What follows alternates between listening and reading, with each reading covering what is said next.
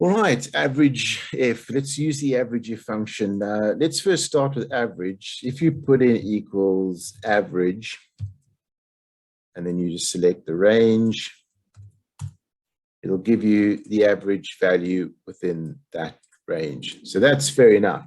But now there are sometimes more complicated issues when you actually want to do average if. So you only want to average the numbers if a certain criteria is met.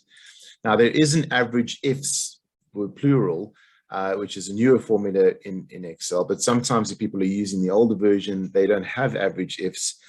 So I personally prefer to stick with average if, but then make a slightly more complicated formula to determine what the average is. So what I do is I'll create a helper column, which I will usually put out of the way off the side of a spreadsheet. If you can't actually see it, it's all hidden away. But then what I'll do is I'll create criteria to turn these into X's. So imagine there was a whole bunch of other columns off to the left here. I wanted to average that number, but these columns had various bits of data in. I could then use if and or functions to look through this data and determine whether to put an X there or not. So let's just say, for argument's sake, we ended up with a situation like that. So these lines all passed the criteria, those ones didn't, and I wanted to average the numbers where there was an X. And all I would simply do is I'd change that average, and I would change it to average if. I'd open the brackets. Now the first range, it goes with the criteria. So what range are we looking to determine which numbers to average? We're not looking at the numbers we're averaging, we're looking at what to look at to determine what to average.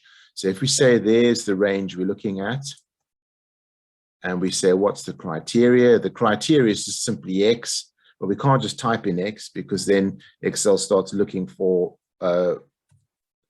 functions and things. So what we do is we just put the X in the little speech brackets, and then space and comma and space, and then it asks us for the average range. So what do you want to average if that equals X? Well, we want to average those numbers over there.